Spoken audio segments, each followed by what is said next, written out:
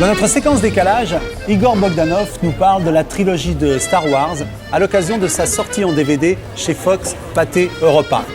Les frères Bogdanov sont les jumeaux de l'espace, les passagers de temps X, célèbres pour leur combinaison intersidérale. Mais on oublie que l'un est docteur en mathématiques et l'autre en physique. Il publie aux éditions Duchesne L'Instant Zéro le 15 novembre. Téléporté depuis sa lointaine galaxie, Igor, sans Grishka, nous raconte ce soir dans Décalage le célébrissime Star Wars de George Lucas.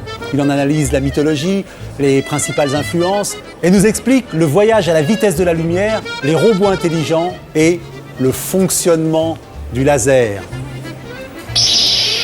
Que la force soit avec toi. J'ai adoré faire ça, moi.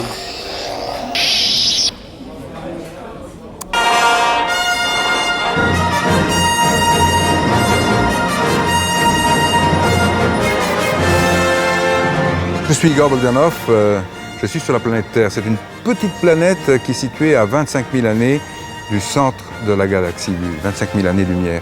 Mais ne l'oubliez pas, pour tous ceux qui habitent la galaxie en ce moment, tous ceux qui m'écoutent, que la force soit avec vous.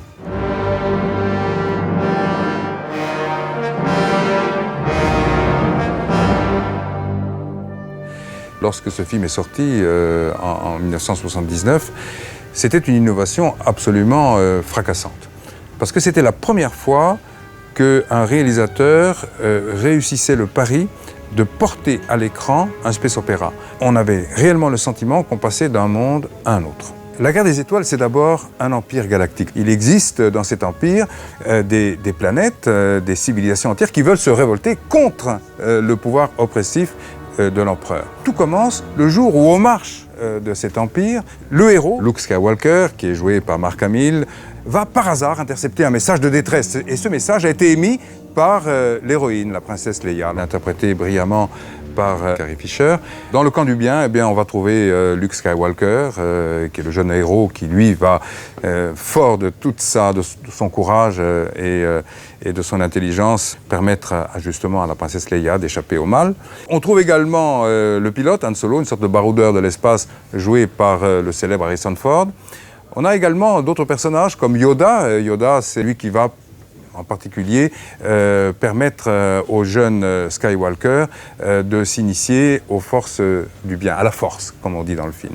Et puis du côté du mal, il y a bien sûr l'empereur, mais il y a surtout le terrible Dark Vador, qui est ce chevalier impressionnant, qui respire derrière ce masque qui lui est posé sur les épaules, et qui se révélera bien plus tard être le père de Luke Skywalker.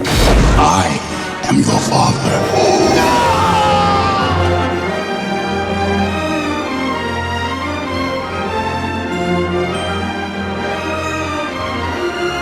Alors on peut se demander quels sont les ingrédients mythologiques sur lesquels repose la saga Star Wars. Commençons donc par Dark Vador. Le casque, lui, en fait, il évoque deux influences, à mon avis. La première, c'est l'influence des samouraïs, la protection de la nuque, mais c'est aussi le casque allemand, parce que lorsque j'ai vu La Guerre des Étoiles pour la première fois, je me suis tout de suite dit que Lucas avait certainement voulu signifier ou symboliser le mal à travers ce casque. Et puis on retrouve donc la tradition du samouraï. Le samouraï, c'est cette espèce de long vêtement qui va au sol et qui nous entraîne plusieurs millénaires en arrière. Et bien évidemment, le sabre laser évoque tout de suite le sabre des samouraïs. On peut également faire des rapprochements entre cet empire galactique et l'empire nazi, qui est un empire oppressif et inspiré par le mal. On pourrait dire également quelques mots de la philosophie profonde qui inspire la Guerre des Étoiles. Cette philosophie, c'est une philosophie orientale ou bouddhique et qui est visible à travers les personnages eux-mêmes. Ces forces du bien ou du mal d'ailleurs ne sont pas en dehors d'eux, elles sont d'abord en eux. Et ils doivent d'abord triompher d'eux-mêmes avant de triompher de l'autre.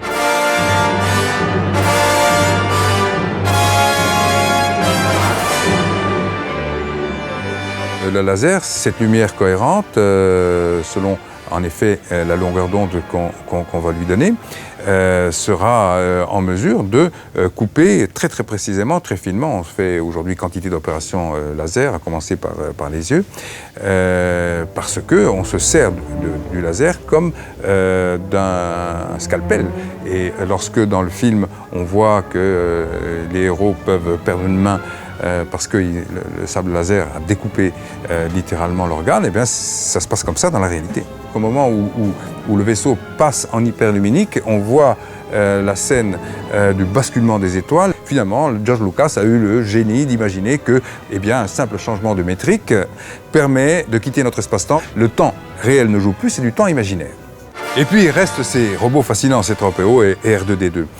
Ils sont fascinants parce qu'ils sont intelligents, ils peuvent prendre des décisions, ils ont de l'autonomie. Eh bien, aujourd'hui, il faut savoir que dans les laboratoires, et en particulier au Japon, on est capable de faire des robots presque, je dis bien presque, aussi intelligents que ces C-3PO et R2-D2. Mais dans quelques années, on aura résolu tous les problèmes d'équilibre qui font qu'aujourd'hui, un robot qui tombe ne peut pas reprendre son équilibre. Et à partir de là, on aura des machines, entre guillemets, qui seront aussi performantes que celles que nous a présentées Lucas dans La Guerre des Étoiles.